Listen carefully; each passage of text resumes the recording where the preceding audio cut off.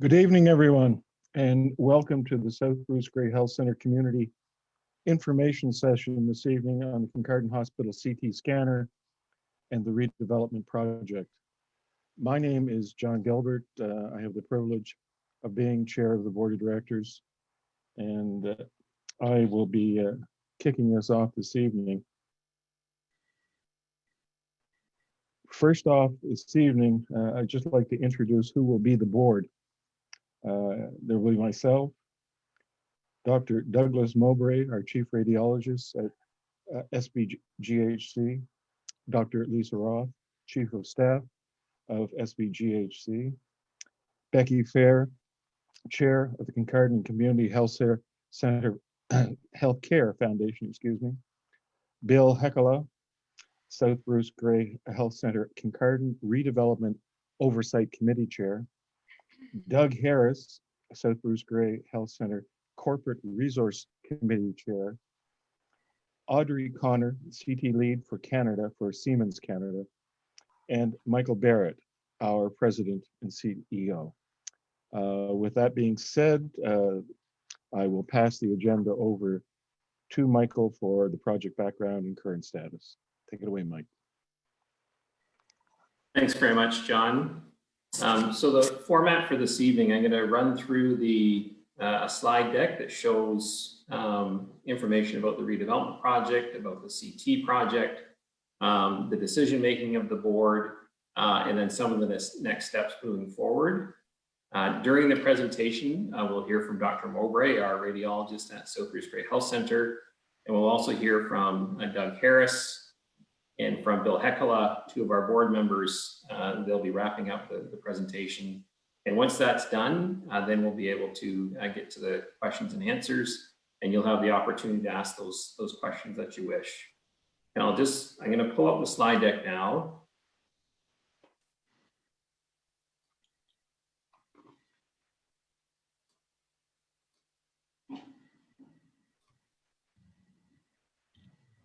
Can everyone see that now, the screen?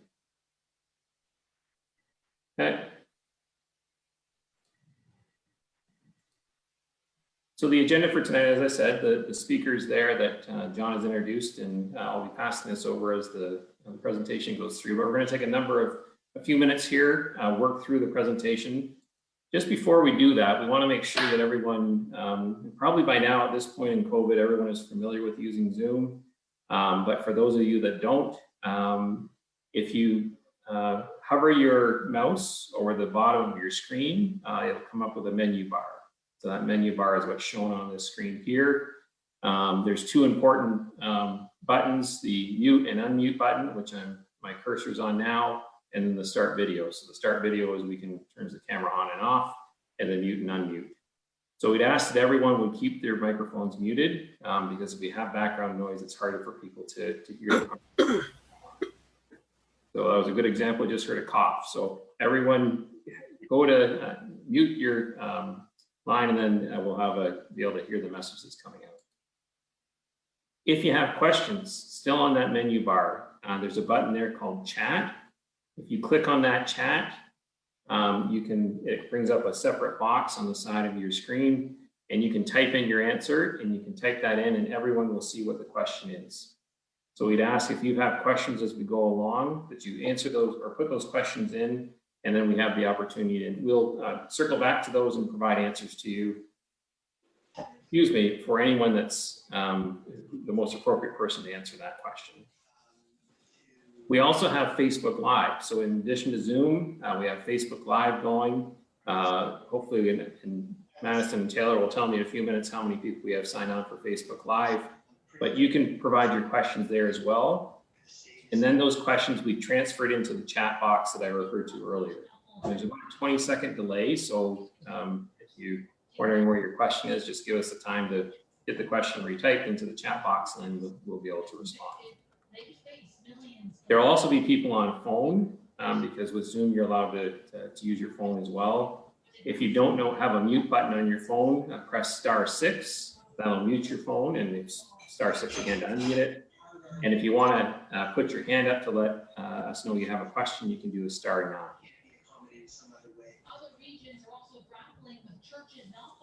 And as I referenced earlier, the session's being recorded and broadcast on Facebook Live. The recording will be available on the hospital's Facebook page right after this session. And the slide deck that I'm using tonight is already posted on our website. So if I'm going too fast or you want to look at something again, you can go to our website and pull up that the slide deck so you can see exactly what is what we're talking about. So let's get into the heart of the matter. And maybe I'll stop there. Any comments or questions about the Zoom call, muting, unmuting? If you do, just let Taylor or Madison know and they can certainly help you out. So let's move into the discussion at hand tonight. It's about the CT project here in Kincardine. Starting with probably the very important point is that Kincardine has the highest demand for CT scans for all emergency departments of our 4 sites. And if you look in the blue boxes along the bottom, you can see the number of emergency department patients that are referred to the CT in Walkerton, 149 Chesley, 210 in Durham, 669 in Kincardine, and then Walkerton is a smaller number there. You can see the demand is high, and we've heard consistently for quite a while about the need for a CT in Kincardine. So we're very pleased tonight that we can come tonight and talk about where the project's at and the progress that we're making. And the last point, CT scanning is obviously becoming more prevalent in emergency departments as we see other hospitals coming up to take CTs on. One other thing I'll say about the transferring of patients, often when a CT patient's transferred from Kincardine or another one of our sites, the patient has to be accompanied by a nurse. So that means you're pulling a nurse away from the hospital. You may have to be accompanied by a physician. So you're pulling a physician away, which creates staffing challenges at the end where the patient is leaving from. And I just got a prompt here to make sure that I'm using the full slide deck here. So a bit of background in terms of timing. I referenced earlier that people have been interested, and when I say people, physicians, staff at the hospital, community members have been interested in getting a CT into Kincardine. So those conversations have been going on for several years. And in August 2018, we did a corporate-wide services plan as we started to prepare for the Kincardine redevelopment project, and it identified the need for a CT scanner. So in February of 2019, the South Bruce Grey Health Center Board approved the submission of an application to the Southwest Local Health Integration Network and the Ministry of Health to put a CT scanner in. So it was kind of like the first step where we signified our intention that we want to have a CT in Kincardine. And that started a whole process. And I want to be clear that although there was lots of conversation, this is the action that was required from our board to get it moving. So in November 2019, after that initial application for the interest, to declare interest, we prepared a needs assessment, and that was submitted to the Ministry of Health. MOH means Ministry of Health. And then in February 2020, we submitted a pre-capital submission, and I'll talk about the pre-capital submission so that the steps of the ministry process so you understand where they are. And unfortunately, my video here is blocking out the last bullet here. So September 2020 is when we had the great announcement from MPP Lisa Thompson, who announced the funding for the CT scanner, which I'll talk about, and then allowing us to move to stage 1 and stage 2 of the process. So this slide has a lot of information on it. Really, the intent is to say when you're building a capital project or you're building an addition to a hospital, you require the approval of the Ministry of Health. That approval process can take months to many years. And if you're building a brand new hospital, this process can take many, many years. In our situation, we're building a small addition for this CT, which I'll explain in just a sec, but there's 5 steps in that process. So we've done stage 1 and stage 2. The ministry's told us that they're completed their review. We're just waiting for the letter for them to say it's approved. And we have stage 3 already ready to go to submit. In stage 4, which is where you start to talk about tenders, is under development. So we're moving this along very quickly. And through all this, this wasn't just South Bruce Grey Health Center staff. We had to hire engineers, architects, electrical engineers, mechanical engineers, which you see in this box over on the right-hand side. So after the combined submission was submitted in October 2020, I said that the ministry signed off and said that they're almost ready to go. We're just waiting for the approval letter. We're now starting a construction project to prepare for the CT. And it means we have to make some modifications to the front entrance of the hospital, put some new structural walls in, a couple of columns, to ensure we can support the CT scanner. And then in March 2021, we'll make our next submission, which is the stage 3. And in June, the project would go to tender, and in fall, our intent is to break ground for the CT suite addition. So just to emphasize, you will see construction starting, it's probably going to be next week. Around that front entrance, we have to make a temporary entrance, which is, it's going to create some inconvenience, but we're going to do our best around signage to make sure it minimizes that. And the reason we're doing this project now is if we did it when we did the addition, that front entrance would be closed for many, many months. This way, we're only closing it for several weeks. Really important point to the project is obviously the funding, and we'll talk about that throughout the presentation. We're very fortunate to have a generous community, very fortunate to have good partners with Kincardine Community Healthcare Foundation, and the foundation is committed to support the CT scanner by covering the cost of the CT, some of the service contract costs, because with a CT, it's like a car warranty. You have to pay the vendor for service contract costs. And they're also paying for some of the additional building development. So it's a total commitment of $2.7 million from the foundation, which is extremely generous. And it's great contributions from the community of Kincardine who's contributed to the foundation to make that possible. And a big contributor to that $2.7 million is the $1 million donation from Bruce Power. So they made that donation a couple of years ago to support improvements to the emergency department. And now it's going to be used for the CT scanning. The other funding that we've been very fortunate to receive is what I referenced quickly earlier from Lisa Thompson. So back in September of 2020, the government of Ontario gave us $1.4 million for construction of the CT suite addition. So this is not, the government will not support the machine itself, but they'll support the addition. So that's what the $1.4 million is for. And will allow us to build the addition, which I'm going to show you in just a sec. All of this work has had oversight by a subcommittee of our board. It's called the Kincardine Redevelopment Oversight Committee. So it was established back in 2017 when we embarked on not only the CT project, which hadn't even happened in 2017, but really around the Kincardine Redevelopment project. And I'll talk about the two different projects so everyone understands. But I'll reference this KROC committee throughout the presentation, and you can see the membership has 4 members of our board, including our board chair and Dr. Roth, our chief of staff. I won't go through the list, but you can see the membership there. And the chair of that committee is Bill Hekela, who you're going to hear from later, who's a member of our board and a Kincardine resident here in Kincardine.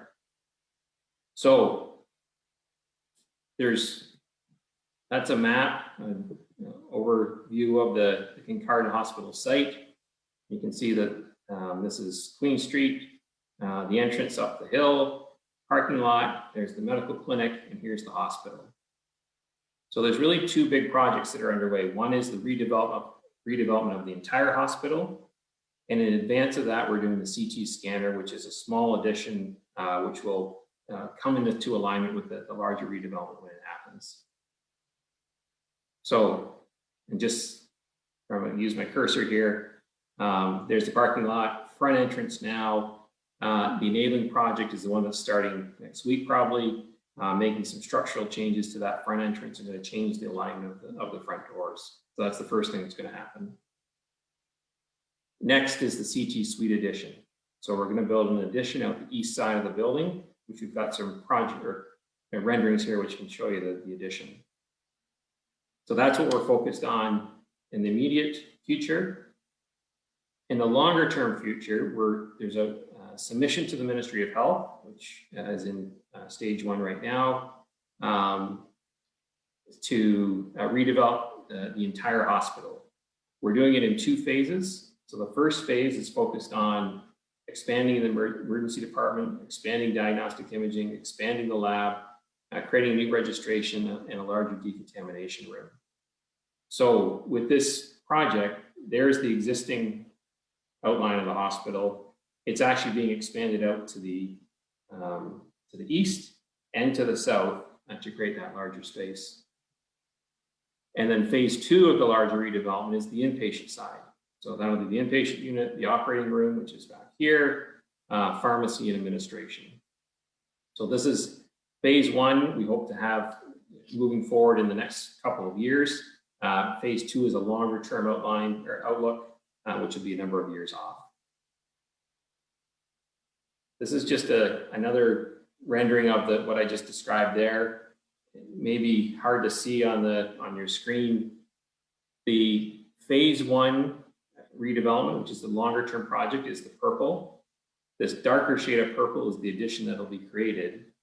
But you can see the addition we're building now, that's hopefully starting this fall, we'll construct it so we can put the CT in, and then when redevelopment happens, the addition will be built around it. So these will be built with walls that will be removable, that will allow for it to be seamlessly incorporated into the larger redevelopment. And the orange is what I described a couple of times about the front entrance and structural changes. So just a couple more pictures here. This is looking west towards the lake, or I guess probably northwest. Here's the hospital, there's the courtyard, the inpatient unit on the angle. This brown area is the CT suite addition. Front entrance will be right here into this, that area there. And again, the CT addition is a small addition for now, and then in the future, we'll build around it to expand the diagnostic imaging area in the hospital. Some renderings of the CT suite addition. You can see the work that's gone into design that to make sure it's properly spaced and situated for allowing the CT to be fully functional. So you can see the CT is actually going to be very close to the front entrance, but you'll be coming past a blank wall here, so you won't see it, but it'll be right inside that front wall. So I'm going to switch gears, and hopefully that gives you an idea of where the construction is going to take place. I want to talk more about the model selection, and I'll go through that decision-making process that our board went into, and hopefully describe how we've have tried to be open and transparent with our stakeholders throughout that process. So someone has asked the question, why Siemens? Because there are other providers of CTs. There's Canon, there's Philips, there's GE, and I'm going to show you what other hospitals use. When we developed an existing 5-year purchasing agreement with Siemens that was negotiated through an open request for proposals. So back when the Walkerton C was being developed, we had the opportunity to interview all vendors, so Canon, Philips, GE, and based on that assessment, the hospital selected Siemens as the vendor of choice. So there is structure and rigor to that selection process.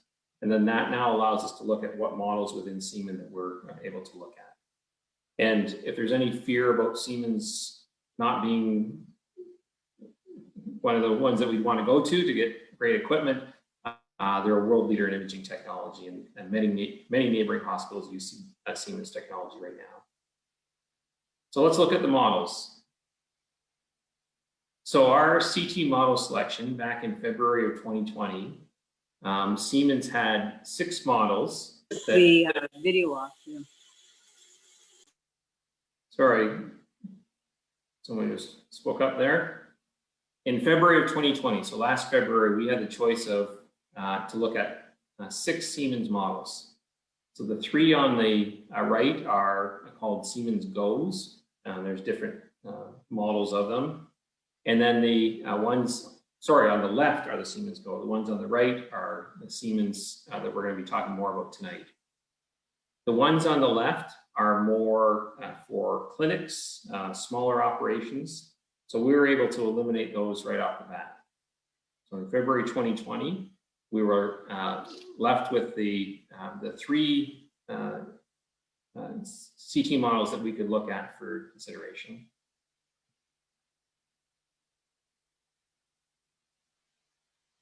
So in February 2020, we had the Siemens definition edge on the left, Siemens drive, and the Siemens force. You can see the capital costs there vary as the model goes up, but there's a significant difference there. And I see some people writing. So again, if you want to access these slides, they are on our website, and all the information is there for people to bring. We eliminated the Siemens force. So the Siemens force is a very high-end machine, typically used more in a research setting or in a very specialized tertiary care setting. Not certainly a choice for a community hospital or a small hospital like ours. So that was eliminated. So we were then left with, in October 2020,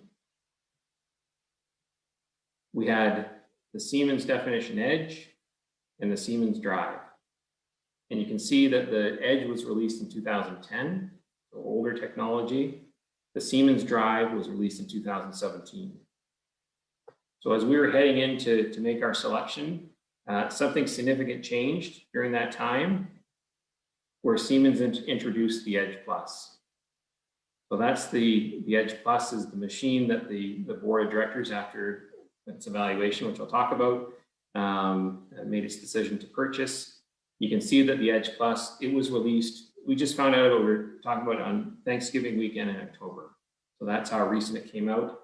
Health Canada had just approved it for use in Canada. And there's still no Edge Pluses in Canada right now. But you can see on the capital cost, there's a difference between all three of them. Based on that, we then eliminated the Edge, Siemens definition edge, from our selection process.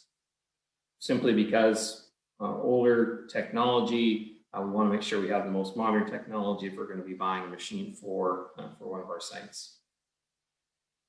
So we're left in this between the two. You can see the difference in capital costs between the Edge Plus and Drive. We've costed out the operational costs. And as I said, there's a service contract cost we have to pay every year. There's additional staffing costs. There's a number of different factors that come into the operational cost, but there's a difference there again between the Siemens Drive and the Siemens Edge Plus. So the total cost difference between the Edge Plus and the Drive is 1.2 plus operational cost. The difference is 1.26 million. So what's the difference between the two? And I think this is the part that there's been lots of conversation about over the last number of weeks as the board's made its decision and has reviewed all the information that was available to them to make this decision. The two machines are identical, with one exception. They're identical in terms of their detector. So it's called the stellar infinity detector. So this is when the radiation is shot from the tube that's going around the donut. That's what picks up that radiation. The tube is the same in both machines. So it's again, this is for the experts to talk about the MS Sigma tube and Sigma generator. And then the software is the same between the two. And they also can ratchet up the power level between with the 10 kilovolt steps. The difference between them is that the Edge Plus has one tube, the Siemens Drive has two tubes. I'll let Dr. Mowbray speak to any of the differences that exist there. From a layman's perspective, the difference between the one tube and two tube is that with a two tube, you can have the images taken faster, so they can acquire the information faster because you have two tubes going around the donut as opposed to one. And that speed does make a difference for specialized services. So those specialized advanced cardiac services that you heard Dr. Timos talk about. But for the scanning that'll be done within our hospital, the image quality is the same, the dose is the same. And again, I'll let Dr. Mowbray speak to that piece. I want to show you what other hospitals have. So you look around our region, and all these boxes are places, hospitals that have CTs. The Grey Bruce Health Services CT is an Edge, not an Edge Plus, an Edge. Hanover is an Edge, not an Edge Plus, an Edge. Listowel is an Edge. Alexander Marine General Hospital in Goderich is actually an older model of the Edge. So it was put in 2010. And then the two hospitals further to the south of Stratford, they have a GE product called the Revolution, and then Woodstock Hospital has a Philips CT. So there are different vendors, as I said, off the top. And then in Walkerton is where we have the drive. So that's what a lot of the conversation has been about. And it was installed in 2018. The drive, there are only 7 drives across Canada. So the machine that's in Walkerton, there's only 7 others in Canada. The 2 in Ontario are Trillium Health Partners, which is a 1,379 bed community hospital. Chatham Kent Healthcare Alliance is a 200 bed community hospital. And then South Bruce Grey is the 3rd, and Walkerton is a 15 bed inpatient unit with 66 beds in total across the corporation. Is the 3rd of the drive CTs in Canada. So if we were to buy the drive scanner in Kincardine, it means that we would have 25% of the drive CTs across Canada. The Edge Plus, as I said earlier, there's no Edge Pluses right now in Canada because it was just released. It's probably 12 weeks now that Health Canada gave its approval. But there have been 53 installed across the United States because they're just coming online, and they've been installed in higher tertiary hospitals for use for all kinds of diagnostics.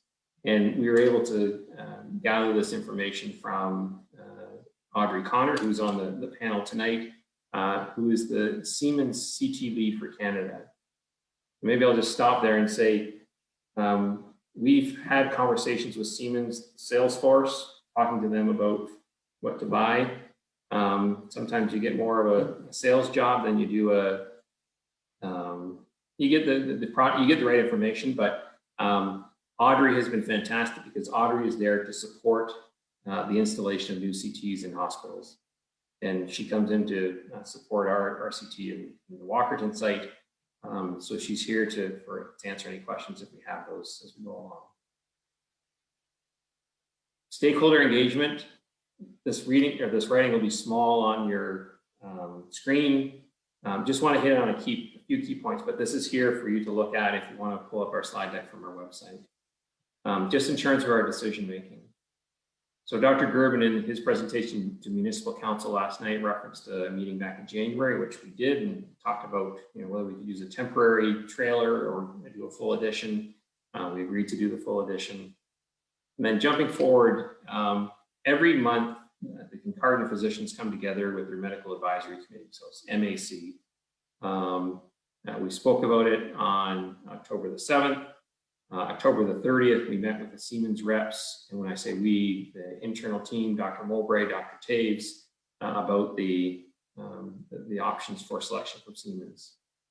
And as we get closer to the decision about models, on November the 4th, Kincardine MAC had its regular meeting Wednesday morning, and that's where I gave a verbal update on we have the new information about the Edge Plus. Certainly lots of things in its favor. Hadn't made a recommendation yet, but informed the physicians that we'd be having a special meeting for the physicians and for the foundation on November the 23rd. So the special meeting, which I'll speak to in the next slide, we laid out exactly what we were proposing to do with our comparison of the different models. From there, the KROC committee, which I referenced earlier, reviewed all the information and made a recommendation to our board on November the 30th. That recommendation, we informed the physicians on at their next MAC meeting on December the 2nd, and then our board of directors made its decision on December the 3rd. Since that time, further along the time frame, we've heard concerns, feedback from the physician group. And from that feedback, we held a special meeting with them last Tuesday night where all physicians were invited to meet with all members of our board together with Kincardine Foundation executives to talk about those concerns and questions. And it was after that meeting that our board confirmed its decision, which it made back on December the 3rd, to continue with the Edge Plus. So I want to show that we've created opportunities for the physicians to provide input. In this special meeting that we had on November the 23rd, we presented a 68-page report. So this report had everything under the sun about our decision-making process, Ministry of Health approvals, schedule for completion, capital operating costs, funding updates, updating the power supply, an issue with power, model comparisons, and potential risks. And we looked at all 4 of those Siemens models: the definition edge, the Edge Plus, the drive, and the force. And we looked at all factors about when you're making a selection, what do you need to do? The needs of the patients, needs of the clinical staff, our Kincardine physicians, quality of imaging, dose, technology, model year, capital costs, all the things we should look at. And we identified that if the drive was purchased, there are additional ongoing operating costs, which would result in less money to spend in expanding programs in the future.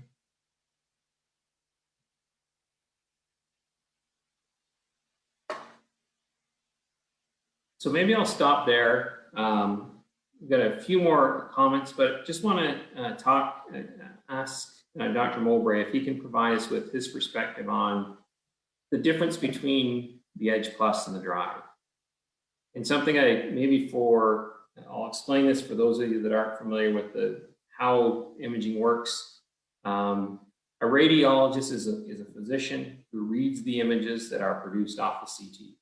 Could be produced from other mediums as well, X-ray, mammo, and MRI. But a radiologist, that's what their job is. Their job is to read the images that come off of CT. Dr. Mowbray has been our radiologist at South Bruce Grey. When I say our, Kincardine, Walkerton, Chesley, Durham, I don't even know how many years, Dr. Mowbray, 25 years. And we rely on him for his advice about his advice obviously weighed very heavy in our board's decision on this process. So I'd just like to ask Dr. Mowbray if you're able, I can't see on my screen here, if you could just talk a bit about the similarities and some of the differences between the Edge Plus and the drive. Well, I am here, and it has been 29 years. So I think very close to the gold Rolex watch presentation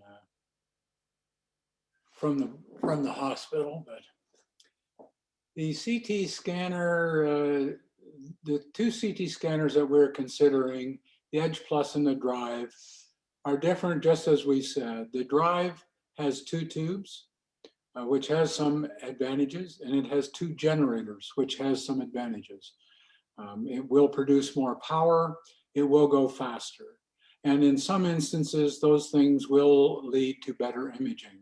But that is primarily, I would say, in cardiac imaging and in very unusual circumstances. As far as day-to-day imaging goes, the Edge Plus and the drive are considered identical. They use the same detectors, the same generator, the same tube. The images that come across with the same clarity, the same spatial resolution. We get the same number of slices. As I say, we put more power in with the drive. So if we were going to do, say, a CT scan of your lumbar spine, which is one of the longer scans we do because of the depth of tissue we have to penetrate, the drive may do that scan in 20 seconds and the Edge Plus in 50 seconds, but the resulting images will be the same. The 2 tubes does make it twice as expensive to maintain. And it does do a better job on dual energy. And that's something that I heard from the physicians group is is a concern of theirs going forward, because right now dual energy is,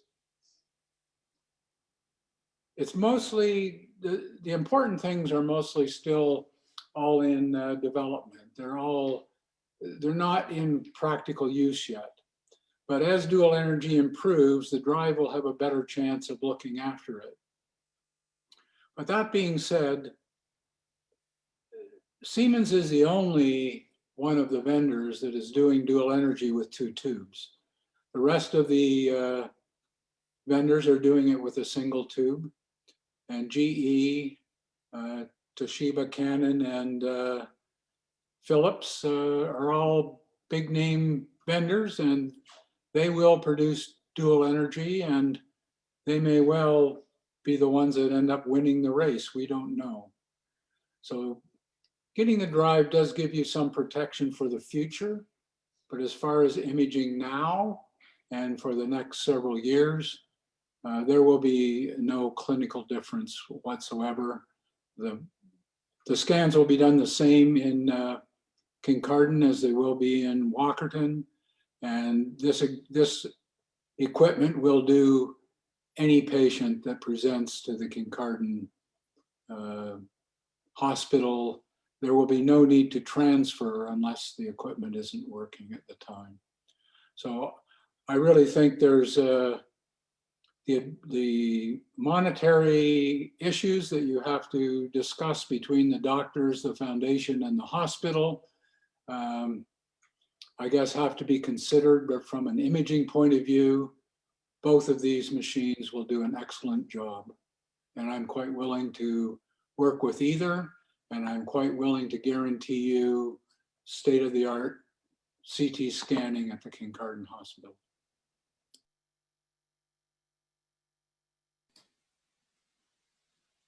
Thanks very much, Dr. Mowbray. So again, this is the input that our board relies on around imaging, around the machines.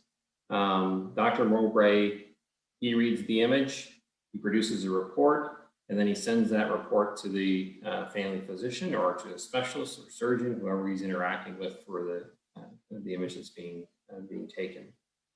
So obviously, the input of Dr. Mowbray is a key factor in our board's decision-making around the CT scanner.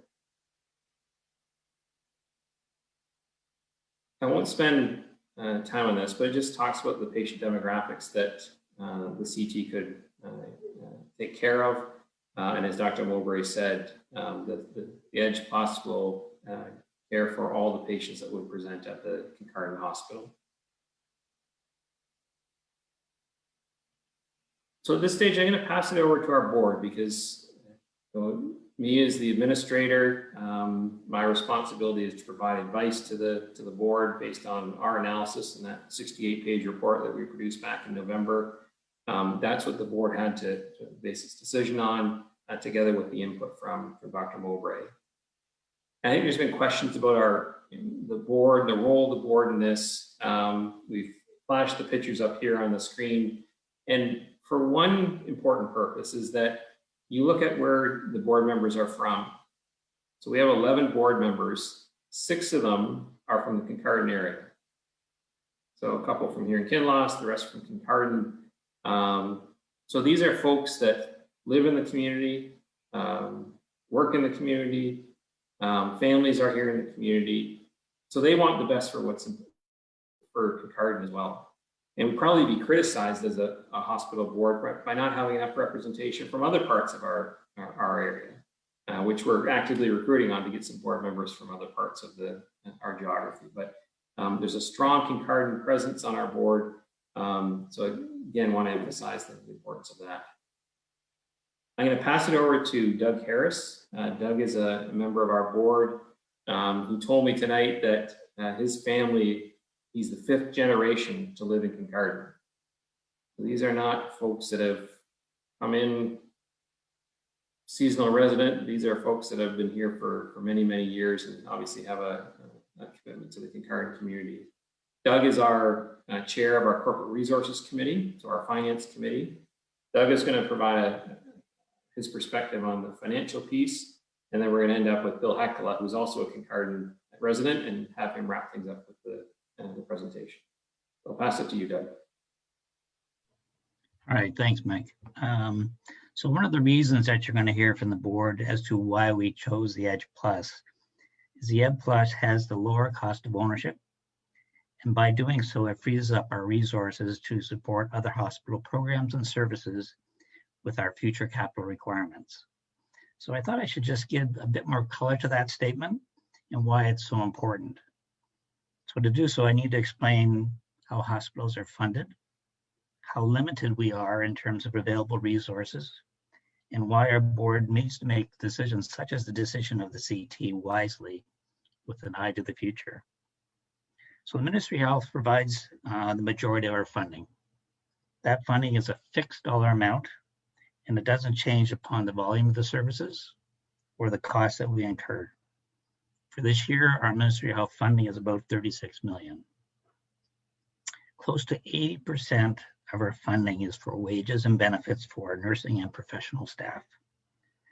After supplies, utilities, and other costs, there's actually very, very little left in terms of discretionary expenditures, such as purchases for equipment. Each year we receive inflationary increases that are not tied to volume of services that we provide or the cost that we may incur. So for a particular typical year, we would maybe get a 2% funding increase, but typically our costs are actually higher than that 2%.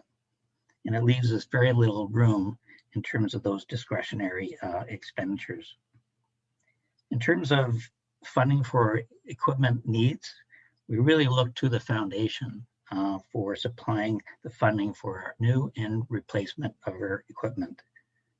Larger hospitals actually don't have the support that we do have of our foundation.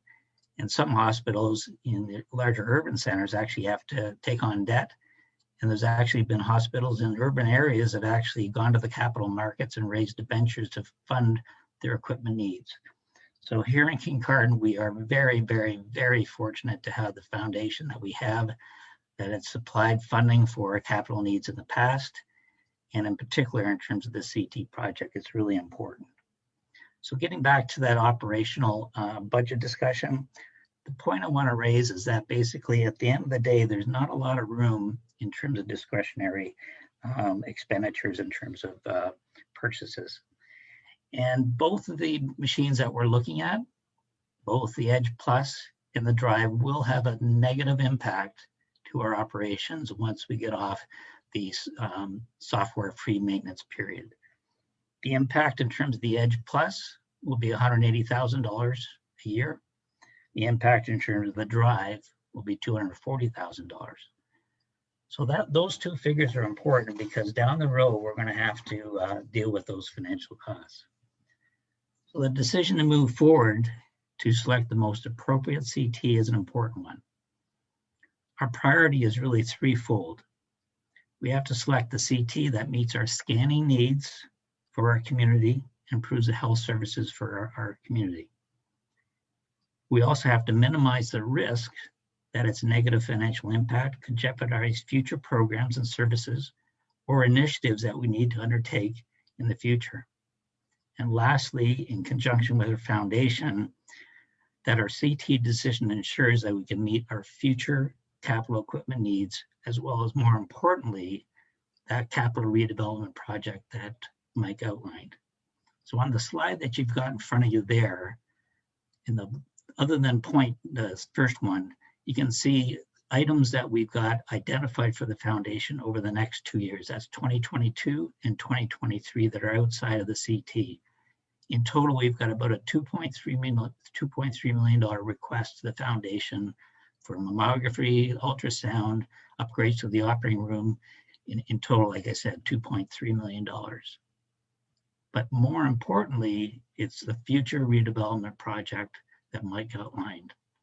In total, we're looking at, in aggregate for that redevelopment of phase 1 and phase 2, $174 million. The Ministry of Health will fund 85%. The local share will be 15%. So in total, we're looking to have the foundation raise $28 million. for that redevelopment of the hospital, phase 1 and phase 2. In terms of timing, it's not definitive. Right now, we're hoping that phase 1 would be totally completed by 2027 and phase 2 by 2032. So we have to have that in our, we have to be seeing that in the future in terms of making decisions of what we're making right now.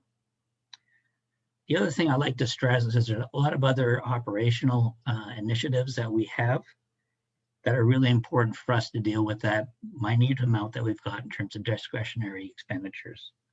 The two things that quickly come to my mind is investing in our nursing and professional staff, and secondly, in terms of our IT expenditures. The quality of our nursing staff is a key priority. Hospitals face challenges in terms of recruitment and also training and retaining that staff.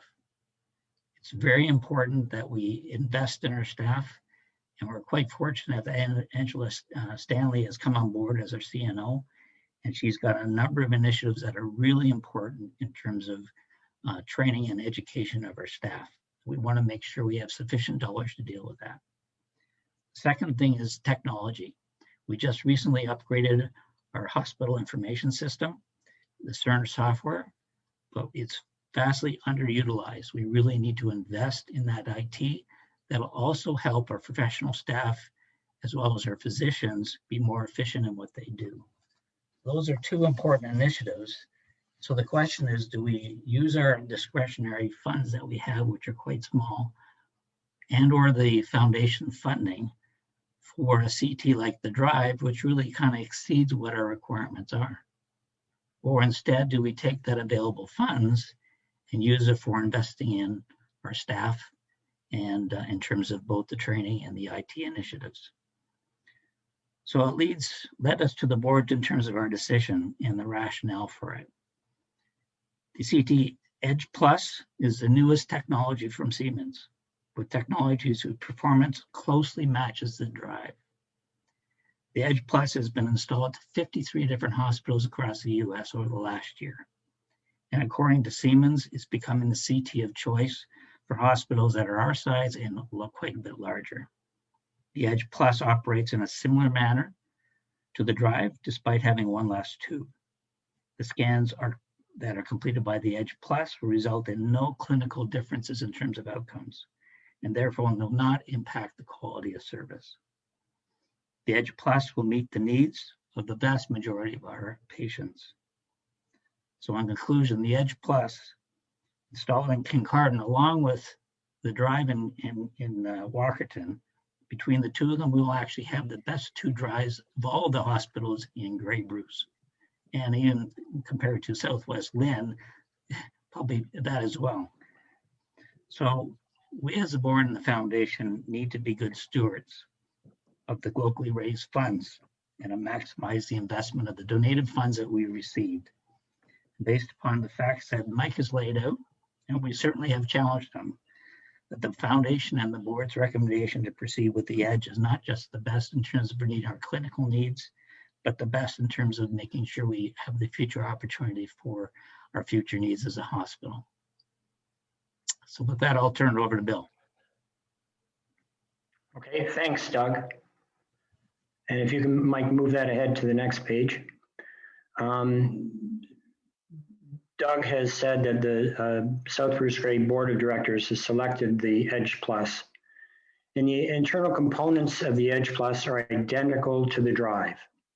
Both use the same detectors and tubes, the same dose-saving software, exactly the same slice thickness. They produce identical image quality with the exception that the Drive has two tubes. As Doug said, it's the newest Siemens CT technology available. The twin beam with 53 already in use in the US, and the reports are that it's working very well. The twin beam technology on the Edge Plus performs dual energy scanning, essentially using two energy levels, which allows two views, thereby simulating two tube technology. It's got lower cost of ownership, freeing up resources to support other programs, as Doug had mentioned. And very importantly, This is based on feedback and advice from our chief radiologist, Dr. Mowbray, who supports our decision. And to us, it just doesn't make sense for South Bruce Grey Health Center, with its 66 beds only, to have 2 of the 4 drive machines in Ontario.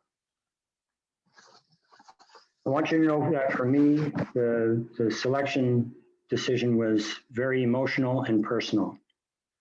I moved to Kincardine almost 8 years ago, and my wife and I love living here. About 2 years after moving here, my wife and I were walking in town on a Saturday morning, and I felt some chest pains that went away every time we stopped walking. My wife insisted that I get it checked out right away at the Kincardine Hospital. The ER doctor, Dr. DeWin, admitted me because of the symptoms and because of my family history with heart issues. To make a long story short, I had an angiogram in Kitchener a few days later and 6 heart bypasses a week after that. I'm convinced that the physicians in Kincardine saved my life, and I am forever indebted to them. I volunteered to be a hospital board member a few years ago because I wanted to ensure that there is quality health care close to home, and the hospital continues to thrive and grow as the community grows. I became chairman of the KROC, or the Kincardine Redevelopment Committee, because I have personal experience in leading large capital projects, and I want to see every penny spent well. I've heard people say that Kincardine deserves the best of the best, and I agree with that as long as we have unlimited funds. A few years ago, the hospital was financially in a deficit position, and we dipped into our cash reserves and then worked hard to get our operational expenses under control. I don't want us ever to get in the position where we have to cut services to stay afloat. You've heard that the hospital has capital needs exceeding $2 million in the next couple of years that are currently unfunded. And with the first phase of redevelopment project, we'll need almost $10 million from the local community. The second phase, which includes the beds and inpatient part of the hospital, will need almost another $20 million to be raised locally. The drive costs $1.2 million more than the Edge Plus. That works out to $100 for every man, woman, and child that lives in Kincardine, or $500 for a family of 5, for a machine that will rarely be needed for the emergency department. And if we ever do need it, we already own one of only 3 in Ontario, just 30 minutes away. Also, I've gone to nearly every Friday night cruise night in Kincardine for the last 8 years, and always buy the 50-50 tickets like everyone else does.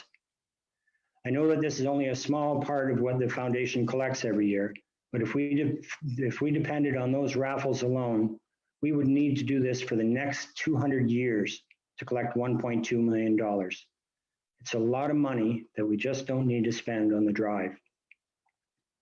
As I said, I have the utmost respect for the physicians who literally saved my life and worked tirelessly every day, especially in these challenging COVID times. I know that this has been an emotional topic, and I want this to be the good news story that it deserves to be. And again, please remember, most of the board members live here too, and we only want what's best for Kincardine in the long run. So Mike, if you can move it to the next page.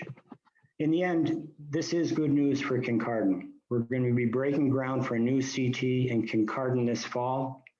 Construction will be starting next week to reconfigure the front entrance to support the CT scanner addition. And when it's complete, patients will no longer have to travel to access a CT. And Kincardine will have one of the most advanced CTs in the region. And this $4 million CT project is only the beginning. South Bruce Grey Health Center will continue to advance the redevelopment of the entire Kincardine Hospital with the redevelopment phase 1 of $61 million, followed by redevelopment phase 2 of another $113 million. And I'd like to wrap it up, the formal part of the presentation, by saying thank you to the community for its generous support of the Kincardine Hospital. We really appreciate it. And I'll hand it back to you, Mr. Chairman. Thank you, Bill, and thank you to all our presenters tonight. We've reached that point in our program tonight where we're seeking questions or comments that our moderator can refer to various of our panel members for a response. You're welcome to use the chat box for that.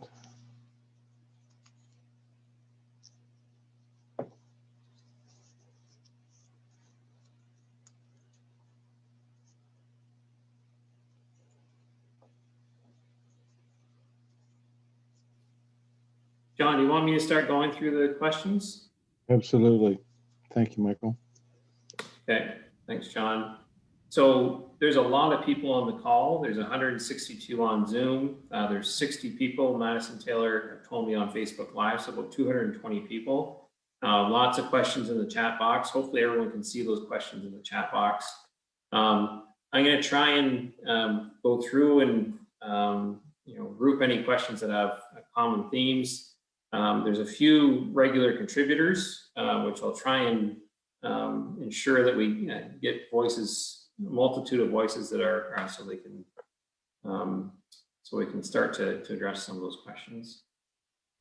A good start here is, sorry, a good start. Sorry.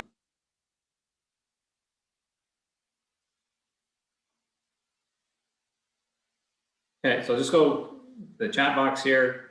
So if you have questions, please go to the chat box. So most of you have found it because there's lots of questions in there. There's a question about the CT unit recently being approved and would it require a different approach to standard operating protocol. So this is a question that was asked of us by the physicians. You know, is there a challenge for our techs moving back and forth between different machines? So our techs at South Bruce Gray Health Center actually work in other centers. So they work at the Edge in Hanover, they work at Summit, other hospitals, and there's many techs that cross between different vendors as well. So they're very familiar with the different protocols that would be for a different vendor, a different machine. So that's not a concern of ours, and it's something that our techs are very comfortable with in their approach. We've been told that they're not identical, but the slices are better with the drive. I don't think anyone said the slices are better, but maybe Dr. Mowbray, do you want to tackle that one?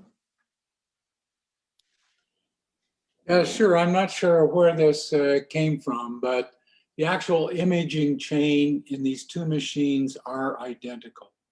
We will scan with the same dose to the same detectors. We will get the same number of slices at the same slice thickness with the same spatial resolution. So to anyone reading the image, it would be unlikely you could tell one from the other. From a diagnostic point of view, they are identical. They are not quite as identical when it comes to dual energy, but this machine will do dual energy as well as any other vendor presently out there, just not as good as the two top of the line Siemens images. Thanks, Dr. Mowbray. Question, why does the Walkerton need the drive? So that's a good question that many people have asked. So when Walkerton had to make its decision, when I went through that, the different options that were available back in 2017 when they were making their decision, they had those choices. They had the Edge, the Drive, and the Force. So again, the Force was pushed off because it's a high-end unit that's built for a specialized service. They had to choose between the Edge and the Drive. And I think the decision making there was they wanted to ensure they had the latest technology, just like we're trying to do tonight with the Edge Plus, and ultimately went with the Drive. So it is more expensive. And I think, that's, they had the choice there, and the Edge Plus wasn't in the list of choices that were available back in 2017. Mike, if I can add to, back in 2017, when the board made the recommendation for Walkerton to get the Drive, it wasn't just also we were wanting the best technology, the latest technology. We were kind of looked upon as the hub in the area for providing CT services. Hanover had yet got their CT. Walkerton, Listowel hadn't got their CT. So we were providing services for a greater area. We kind of wanted to retain that hub and really want to step up Subsequently, Hanover got their CT. Bristol got their CT. If you kind of went back and said, if we had that decision today, would we get a drive in Walkerton? Probably not. We probably would be selecting today the Edge Plus for Walkerton. It's great that we have it, but in hindsight, we made the right decision at that time. But looking at it right now, we probably be making the same decision. It's a hypothetical question, though. I can just add a little bit to that. And you are exactly right, Mike. At the time, we did not have the same decision to make. And the difference at that time between the drive and the edge were quite significant. At that point, there was a difference in the image quality because the edge does not have the same detectors and there was a significant dose penalty compared to the new detectors on the drive. So the drive was the best choice at the time, but I totally agree. If the Edge Plus would have been available then, the drive would have been a hard sell, and we likely would have had an Edge Plus in Walkerton as well. Thanks, Dr. Mowbray. And can you just explain what dose means to the community? Well, whenever we're using ionizing radiation, as far as the doing x-rays, there's a dose of x-rays that the patient receives when he gets an x-ray procedure. So over the years, in CT, the dose has been improved significantly by improving the efficiency of the detectors. And I don't know if you remember back when we originally got the 64 slice scanner in Walkerton. At that time, it was very low dose. But within 5 years, those detectors had been replaced. And at that point, our dose was running a little higher than it should have. And that's why we had to cut back on some of the high dose tests like cardiac, because we could not produce cardiac images at as low a dose as the new scanners were doing. And so both of these machines use the same protocols to keep the dose as low as possible. The machine automatically adjusts the KV and MAS settings on the machine to give the patient the lowest dose for the best image, sort of like your automatic setting on a camera. And that can always be tweaked, but it's the actual energy dose to the patient that they get during the examination is what we mean by dose. Thanks, Dr. Mowbray. There's a lot of questions here, so I'll go through as quickly as I can. This one was more of a comment, and anyone that's commenting on Facebook Live, as I said, Madison and Taylor are putting them into the chat box. So this is not translated, but put into the chat box by Madison. We should have the drive. I'm tired of Walkerton getting better. Bring their patients here instead of us going there for another scan, which will happen with this Edge Plus. We are the ones donating. So I think that's something that I've heard loud and clear over my years interacting with South Bruce Gray Health Center, and that the Kincardine wants to ensure that they've got services and programs here to serve their needs. And this is the fastest growing community of our corporation. We want to make sure we do the same, but we understand that in the past, services have been taken away. So we've got, not taken away, but have been lost to Kincardine, obstetrics, the microbiology. So we understand that, and it's not unique to Kincardine. So many small hospitals across Ontario, services have been consolidated. I'm not saying it's a good thing, but it's what's happened. So we recognize that in the board's decision making. They're very cognizant of that. Question, I guess this is for Lisa Thompson. Does your government have a say in what model is selected? I'm not sure. I haven't seen Lisa on.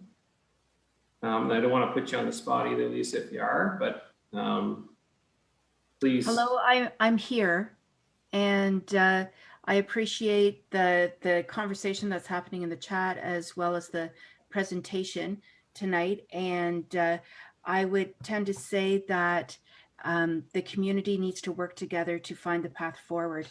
And and that's where we're at.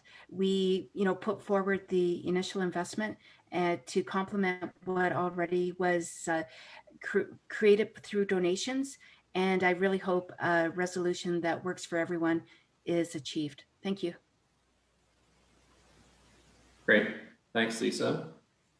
And Dr. Roth, did I see you? You want to make a comment? But Dr. Roth, for those of you that don't know her, is our chief of staff, also a Kincardine physician. I'm speaking tonight as a Kincardine physician. Being here on March 2nd, it will be 19 years, and kind of accidentally found this community, if I'll be told, but have never regretted coming here since.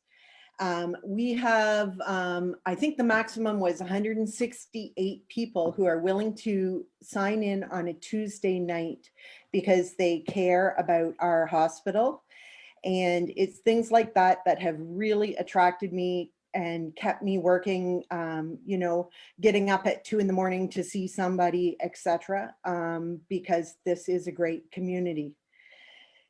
I've made my decision after a lot of thinking and going over all the stats, etc.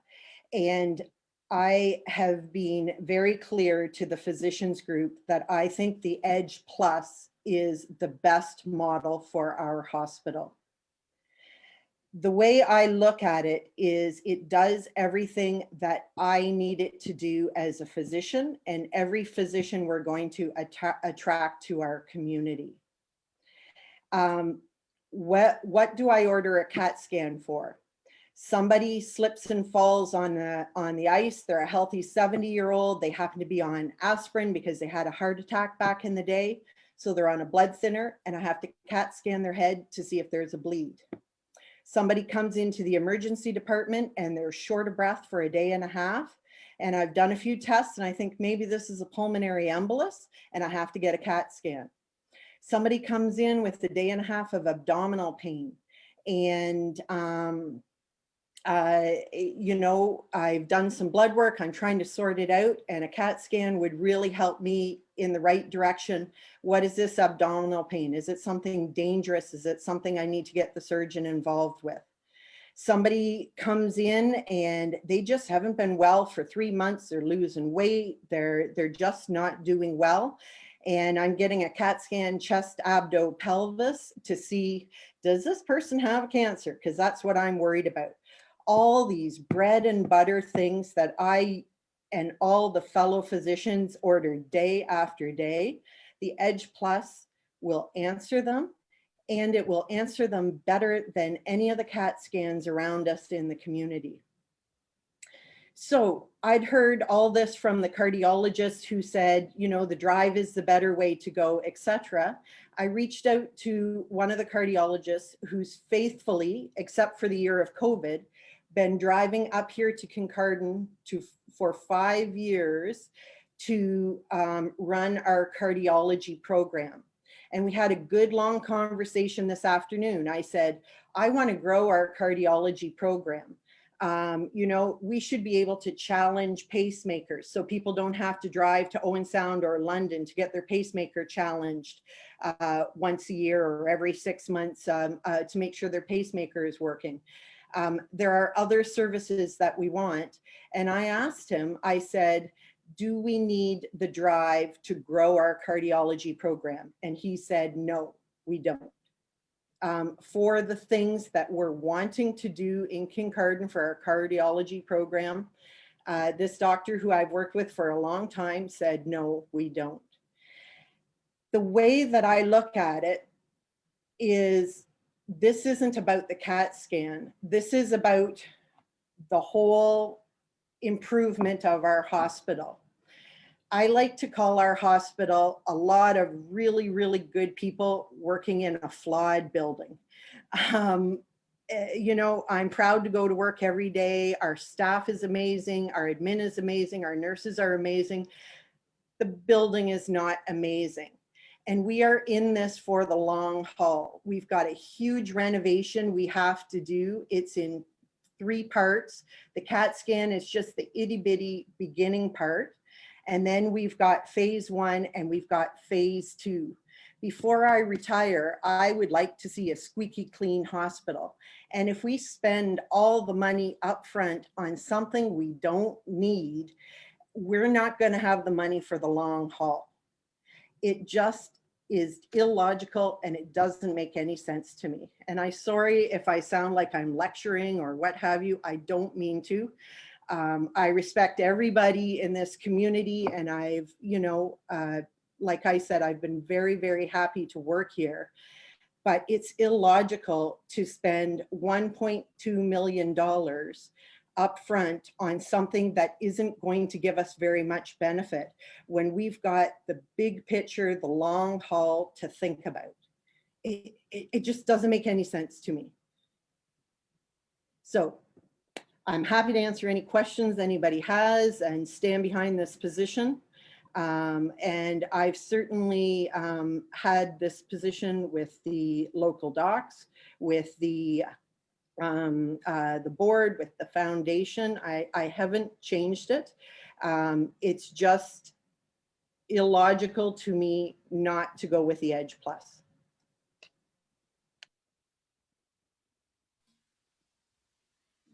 Thanks very much, Dr. Roth. So many comments here. I'm just want to make sure I get some that are going to be. May I answer one? Sure, Dr. Mowbray. I'm answering one that, I don't want to say it's annoying me, but it is. Kathy Kennedy, what model are other radiologists recommending? Well, all the radiologists that work with us have the same opinion as I do. And if I'm not mistaken, SBHG pays Dr. Mowbray. Well, you are mistaken. SBHG does not pay Dr. Mowbray. Dr. Mowbray is a physician who works on a fee-for-service basis and is paid by OHIP. And of course, he will agree with the board. You can ask the board. I sure as hell don't always agree with them. Sorry about that. Just got my iron.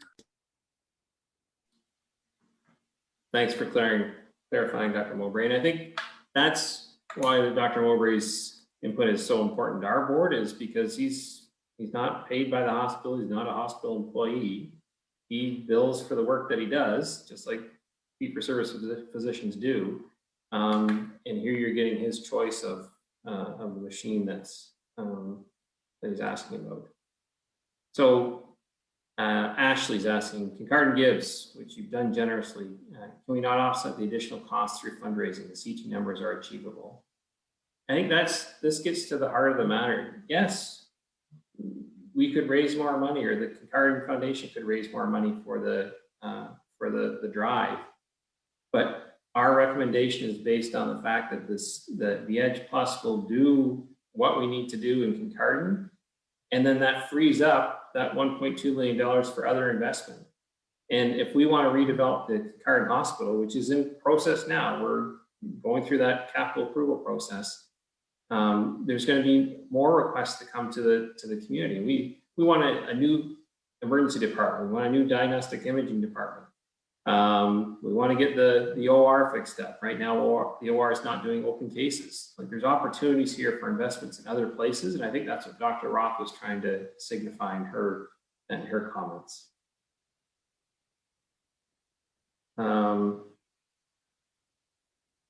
Lisa, go ahead. Yeah, there's a comment that I'm on the hospital's payroll, which is correct. But I'm coming to this meeting tonight as a Kincardine physician who orders CAT scans all the time, at least once a week, and on pretty close to every emerge shift. And that is how I'm coming to this table. Somebody who orders CAT scans, bread and butter of what we do, and the Edge Plus is going to give me the answer to what I need all the time, basically. And I'll read a positive comment here in favor of the Edge Plus. It's from Facebook Live. Listening carefully, it is important to note that the difference between the Drive and the Edge Plus is time only, with images identical. That's exactly right. Future advantages of the drive are a long way out. The Edge Plus is also using the newest technology. Why jeopardize future programs and capital equipment needs? Because there's a perception, because it costs more, it is better. I think that sums it nicely. It wasn't a plant, so appreciate that comment, whoever it came from.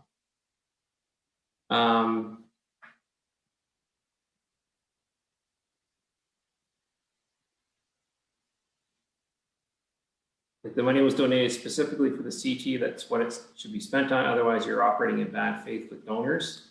I don't want to put you on the spot, Becky, but we have our president of the Kincardine Community Healthcare Foundation here, who've been great partners throughout this. Herself, Becky Fair, Jack Nanscaville have been wonderful partners, and Dorf Fitzsimmons before he transitioned to his municipal seat. But Becky, do you want to say a few words?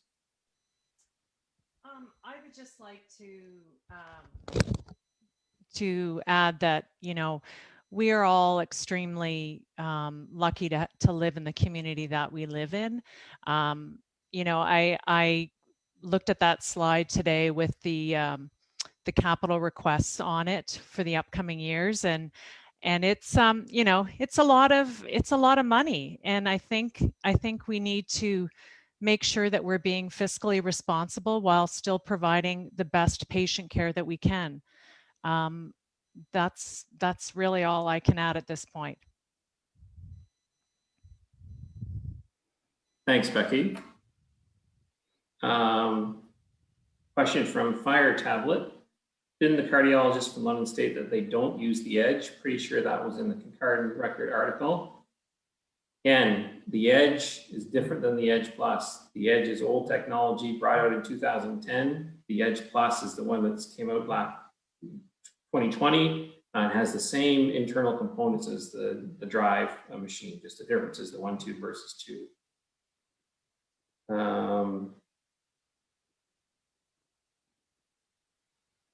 There's a question about, would the support team for Siemens have to come from the States? And I'm not sure if Audrey Connor has been able to join us, but Audrey is the support team. So she's, you know, she was here helping us with the introduction of the CT in Walkerton, with the CT in Hanover. She travels all across Canada. When I was communicating with her today, she's out in the Western provinces. I don't know exactly where, but are you on, Audrey? Yes, I am. So Hello, maybe, everyone. welcome and thank you for joining.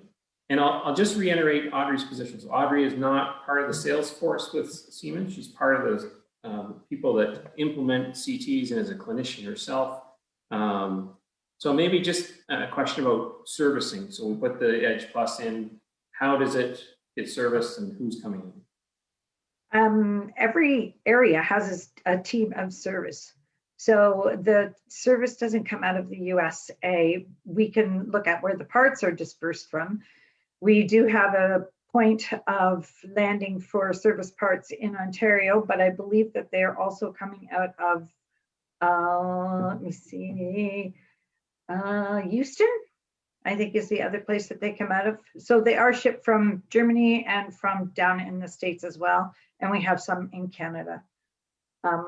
That's part of the deal that we put forth. I can't speak 100% for service, but I believe that they try and do their best to get any parts or anything they need within the next business day. Thanks. Yeah. Can I just keep you on the spot here?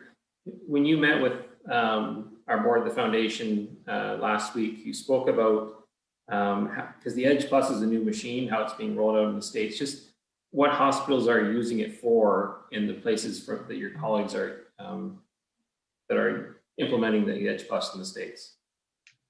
In the States, they're using it for every type of hospital, high-end hospitals, clinics, everything that they can put them in. Of course, you know, in the US, it's a money situation because they have more money to put out and they can charge for their scans, not like our healthcare system that we have here, but they buy it as a workhorse scanner.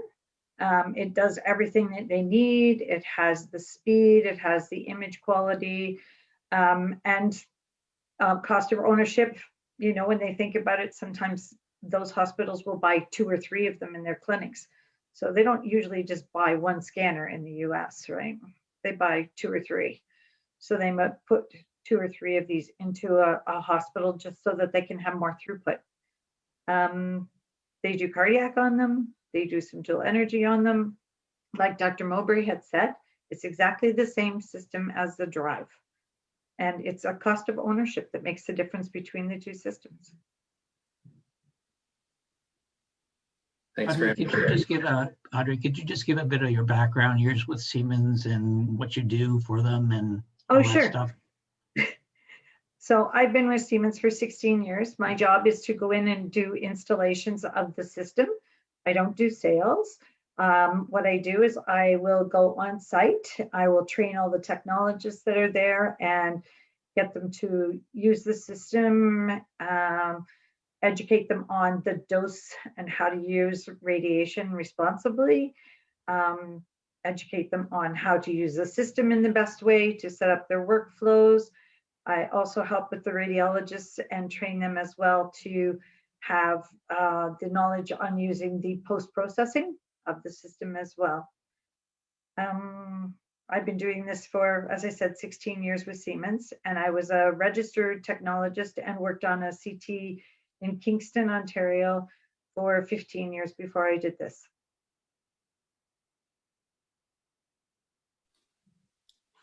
Thanks very much, Audrey. One more, Mike. Pardon? Mowbray here. Can I comment on one more? Yes, thanks, Audrey. Go ahead, Dr. Mowbray. I'm sorry, Audrey, were you finished? Yes, I am. Thank you. There's been some comments on here that I have changed my mind. And I want to point out to everybody that I have not changed my mind. And the recommendations that I put through to the board have remained the same. And those recommendations basically boil down to this.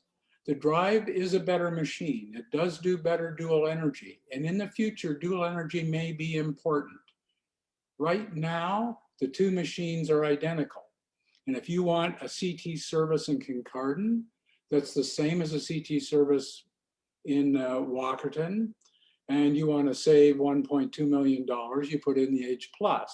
If you want the same system and you want to have the drive and have a future possibility of having something improve, then spend the $1.2 million.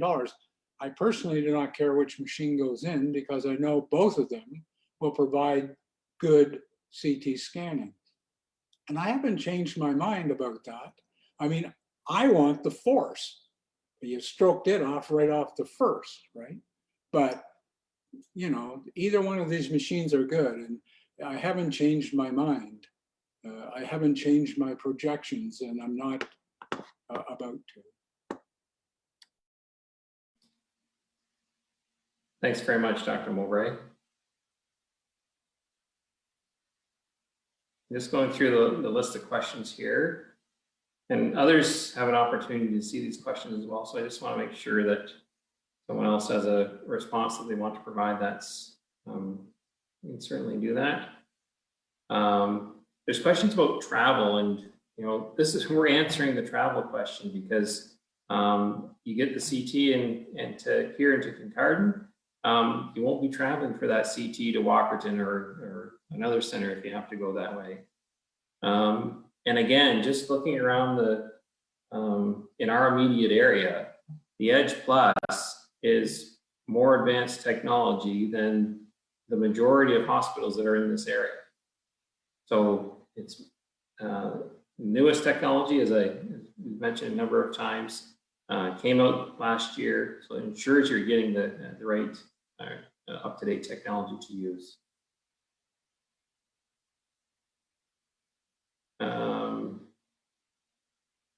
So Heather, can you confirm the rumor that is around stating that South Bruce Grey is getting a cheaper CT scan in Kincardine to justify paying the higher price for Walkerton's CT scanner to compensate for money that Walkerton is losing because of Hanover and Listowel CT scanner and to justify business to Walkerton CT scanner? So great question. And I think Doug referenced this earlier. When the Walkerton CT was the only CT in town, hospitals would send their patients in from Listowel, Hanover, Goddard's before they got theirs, and we would charge them for them. So it was actually a money generation piece for us. And that was before the drive even, that was dating earlier. Today, the CTs are much more common. We see them a lot closer proximity to other organizations. So we have lost that revenue, but that's something that we've made up for from our budgeting process over the last number of years. We knew it was coming. So I can say categorically that this is not what we're talking about. And the $1.3 million, it's $1.26 million price differential is money that can go from, money from the community that can go to other capital projects. So it's not our operating costs that are going to pay for this. It's those additional, that money can be used for other things that we've talked about, the improvements to the emergency department, the larger redevelopment. Kincardine's mammography machine is, I think it's 8 years old now. So lifespan is probably 10. So in 2 or 3 short years, we're going to be looking to the community to help fundraise for that mammography machine. That's over $900,000. So there's always ongoing investments that need to be made from the capital side, and we need your support. And this is the really frustrating, not frustrating, the unfortunate part is that we're having this, this debate and discussion. We all want the same thing. We want a strong hospital for the future, and we want to make sure we've got we're good stewards of the money that we're using from that's raised in the community.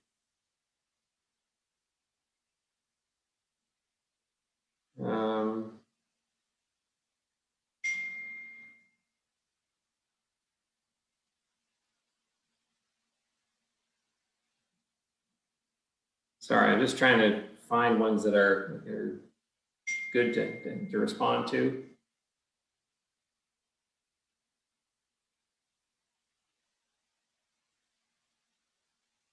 Lots of comments as opposed to questions.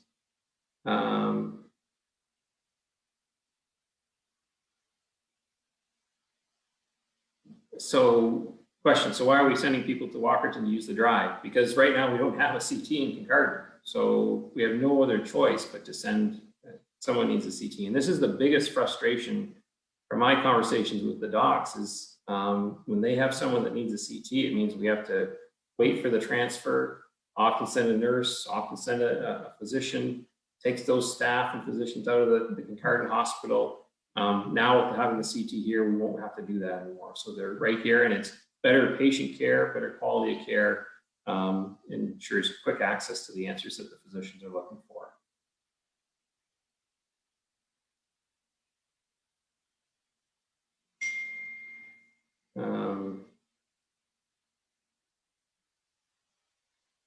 Lots of comments about the cardio specialist. So Dr. Zimos he's a cardiologist. Dr. Mowbray is a radiologist. As I said at the start, a radiologist, their profession is reading CT images. The cardiologist also reads images, but is caring for the cardiac care for the patient. And Dr. Mowbray obviously is very familiar with all types of patients that come from his 29 years around this geography. So very familiar what the needs are for the community to make sure that there's opportunity to get the care that they need. So I think it's, we've got great expertise here, and on a very specialized component of healthcare, that advanced cardiac work, that's where the answer comes. But for as Lisa says, Dr. Ross says, the bread and butter work, that comes with the Edge Plus. Dr. Roth. There was a really good question. If we get the Edge Plus here, and there's a few cases where somebody may need the dual tube technology of the drive, who would those cases be? Very few. And Dr. Mowbray could probably answer this better than I can. Cardiac CT is sort of it's used but it's used in very small instances to answer a certain amount of questions. So for instance, most of us have a fair amount of calcium built up in our heart. And if we come into the emergency department and we're over the age of 65, probably 70 for sure, that cardiac CT isn't going to be able to help us in any way. So it's more sort of the younger person coming into the emerge with chest pain. The preliminary tests we do aren't quite showing us what we want. Do we send them to London or Kitchener for an angio, or do we get a cardiac CT? And I know that's a rambling way, but the short answer is not very many people in a year will that apply to. And Dr. Mowbray, if I've given the wrong information, please correct me.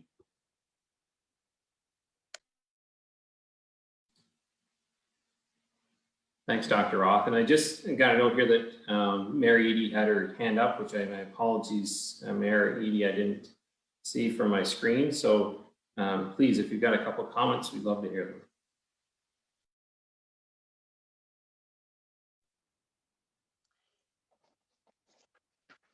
So as you know, it's a lay, I'm a lay person speaking, but I have listened to many conversations on this, and I've heard the majority of our Kincardine doctors, who are all wonderful. I want to make that, anytime you go to emerge or take family members to appointments, they do a great job. However, as speaking on behalf of the community, I'd just like to highlight something. We do want all 4 sites to have good health services. And we recognize that some sites have, specialties, etc. That's a reality. But I want to point out that different sites have different needs. Our Kincardine Emergency is the second busiest emerge in Grey Bruce, second only to Owen Sound. We are the closest hospital to Bruce Power. We now have about 30 nuclear supply chain companies in our municipality, a big increase in the last few years. We're a growing tourist area, and we have many seasonal residents in the Kincardine site service area, which also includes parts of Huron-Kinloss. So we need the best equipment available for our residents' needs now and into the future, and to attract more doctors and other medical staff to our hospital. The municipality of Kincardine, we've invested $300,000, and I think it was back in 2016, to assist in a required application for the redevelopment of Kincardine Hospital. We also built and own a good medical center for all our medical staff and the family health team. We're involved in the operations of the locum houses. Since we're quite involved in our local health, we naturally always want the best for our community. And our council position is that we strongly support the DRIVE model. Since our Kincardine Hospital Foundation, along with the help of Bruce Power and the province, have the required financing in place. And we have a wonderful community for financing. And we have companies, businesses. We're fortunate to have more resources on the financial side. So my question is, and I did put it on chat,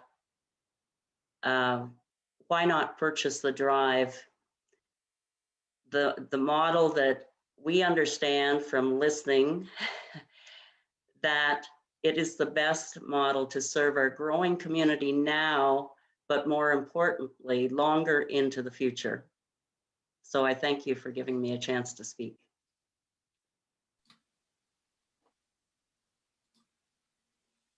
Thanks very much, Mary Edie, and I appreciate the support of the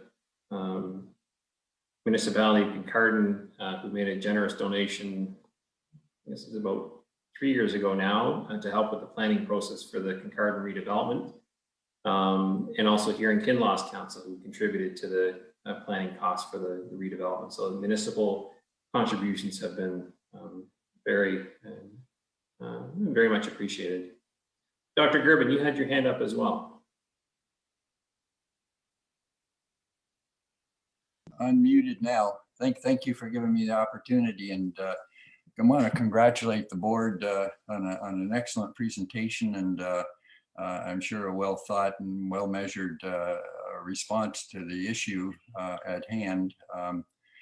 And to my friend Lisa, I don't disagree with her very often, but clearly we're on different sides of the issue in this occasion.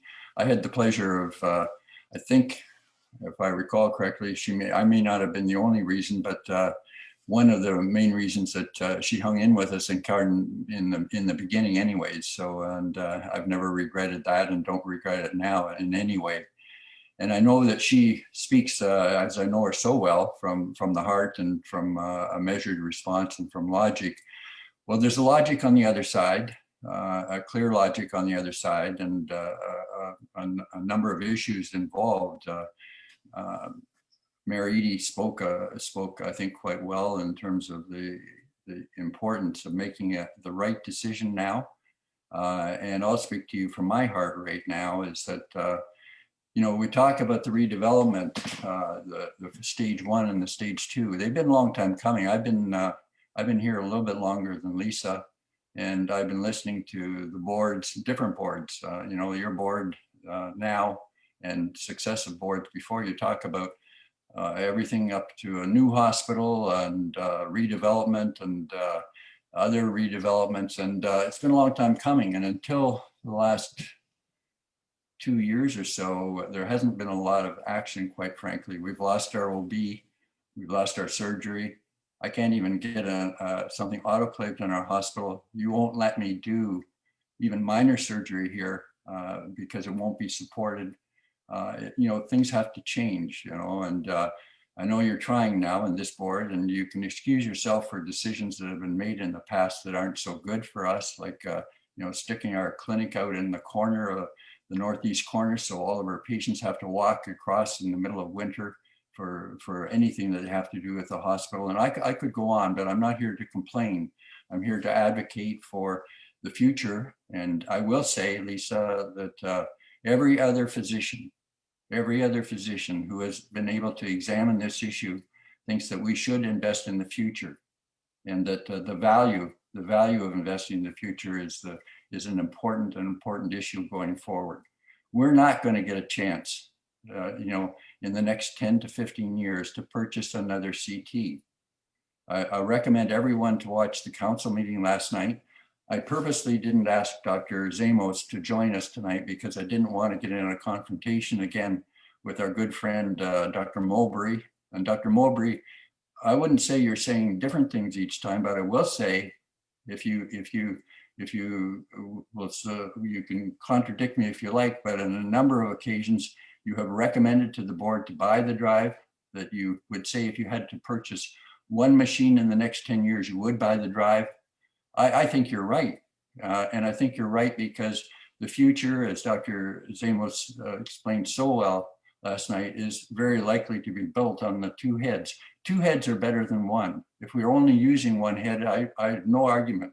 I'm not trying to argue the technology here with you that if you're only using one tube, of course, the Edge Plus is going to be as good as what you're doing if you're only using one tube of the drive. But the drive today, and everybody's talking about cardiac here. We've got a terrific cardiac program. And Dr. Zamos, Dr. Roth, who presented last night, is one of the integral parts of our cardiac program. He's one of the working cardiologists, a professor, full professor of medicine at University Hospital in London. And he has a measured response. We're not trying to beat people up here. We're trying to look to the future and what we might or might not need.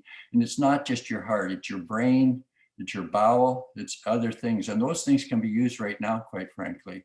You know, I explained it in my rough way last night about two heads being better than one. the one source, we're talking about dual source and dual power. And I mean, you get lost in all this technology. I do anyways.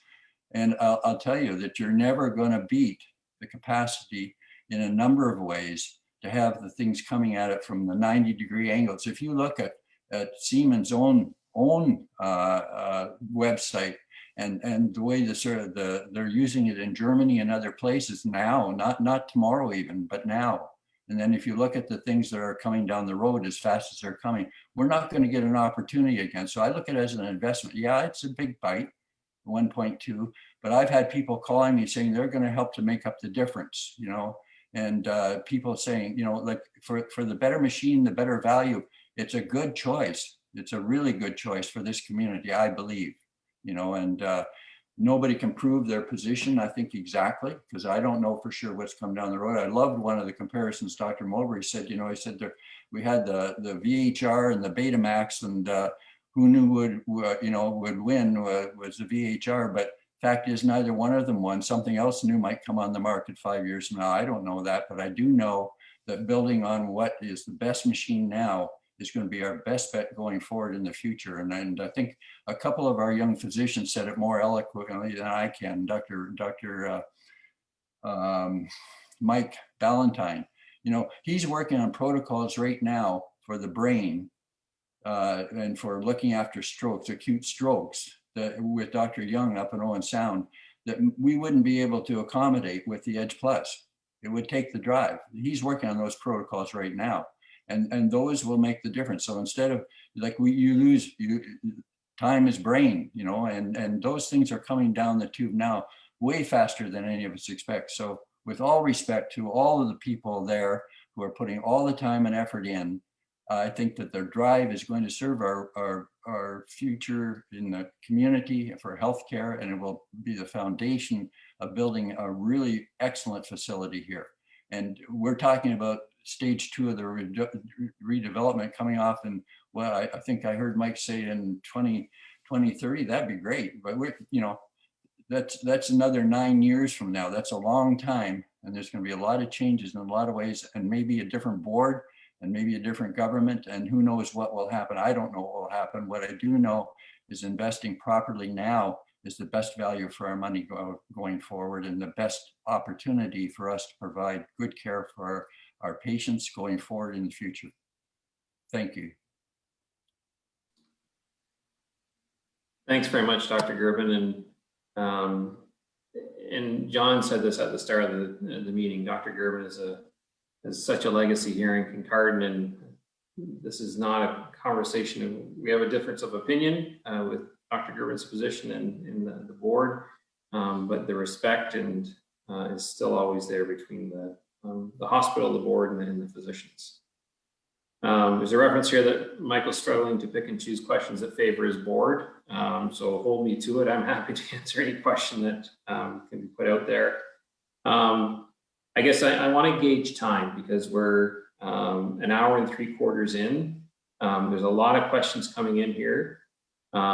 If there's questions that people want to see answered, we're happy to answer those as a follow-up from tonight's meeting. But and it's hard to gauge with a group of 151 and 60 on Facebook Live, but I think we've covered our board's position, the reason they made the decision, how we engage with the physicians to make that decision. And ultimately, some of the physicians didn't agree with that position, but the decision was made. I think, there's a question here about, the hospital board questioning a municipal decision. That's not our business. We're going to stick to what our responsibilities are. And we're happy to have this engagement session. We always want to be open and transparent. Just as an aside, we have the exact same thing tomorrow in Chesley because our Chesley Emergency Department is operating on reduced emergency department hours because of a shortage of nurses. So there's no shortage of challenges in the system, and layer on COVID with that, there's lots going on. In saying that, though, I'm not trying to deflect. I want to make sure that we've answered your questions, and there's still lots out there. But I think at this stage, unless I'm getting a signal from any of the board members that we should continue on, I think it's probably time to wrap up. I think everyone's had their say. And if there's other questions, we'd be happy to circle back to them and provide those answers to you. That sound fair? Again, I'm only seeing a fraction of the participants. With those closing comments. Mike, Dr. Ballantyne has his hand up to say a few words. Sure, go ahead, Dr. Ballantyne. Hi, thanks very much. When you were mentioning about sort of being willing to answer all questions, I've been sort of following along with the chat and of course attending the meetings and discussions that have been had. I was just, I think, I'm curious if you can just provide like a straightforward answer or response as to why, when you face the recommendation from Dr. Mowbray, who has said outright that if you were going to purchase one scanner, that he would support the purchase of the drive, why, when the physician group is all close to unanimous in support of the drive, and why the overwhelming support of the community seems to be in support of the drive, in addition that the financial aspect of it has been basically taken out of the equation with the additional support from the foundation, that the board continues to be pushing so strongly against this particular scanner. I just don't understand what the actual logic or reasoning is of continuing the push when the main argument that was put forth before, being the cost, has been essentially negated.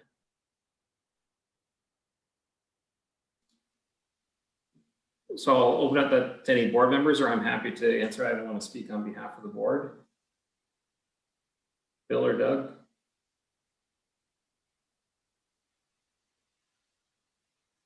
So Dr. Ballantyne, basically there is an ongoing financial impact for either decision. The difference in terms of the drive versus the edge on a go-forward basis is about 60,000 per year.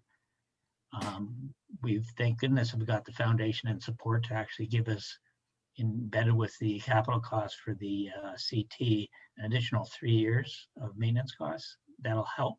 It gives a bit more of a runway, but there is a burden in terms of future costs that we're going to have to bear.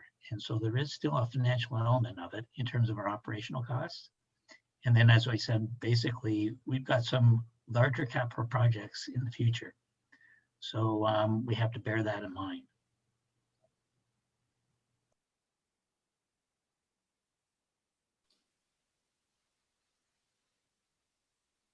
Okay. Thanks for the question, Dr. Ballantyne. Thanks, Doug, for responding. Okay, I realize we could take this on for a long time. I'm just looking at the final comments coming in and saying that we're trying to close down the conversation. That's not it. But as I said, we've been at it for 1 hour and 3/4 already, and want to make sure that we make effective use of people's time. And we have been able to hopefully address the majority of the questions. We've given the opportunity to number of physicians to speak to their position. Mayor Eadie has had an opportunity to speak to her position, and also heard from MVP Lisa Thompson. So with that, I'm going to pass it back to our board chair, John Gilbert, just to wrap things up. Thanks, Mike. I appreciate that. I'd like to, off the top, I'd like to thank everyone who's participated this evening. My panelists, my fellow board members, the doctors who are on board tonight, and to our corporate executive team within the hospital who provided our board, the 11 people whose smiling faces, including mine, you saw on one of those slides. It was our board who has made the decision that was made, no one else. It's on our shoulders, and it's at our feet that decision rests.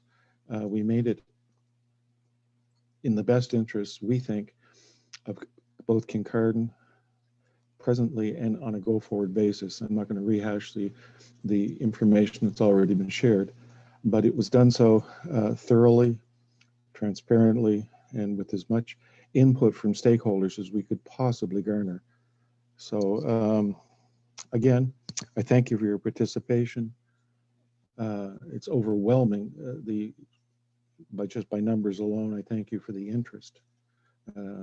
It's a good example of how small town Ontario behaves. We take care of one another. And I thank you for your support. And with that, I'll adjourn this evening's meeting, and I'll ask our moderators to close things down. Thanks very much.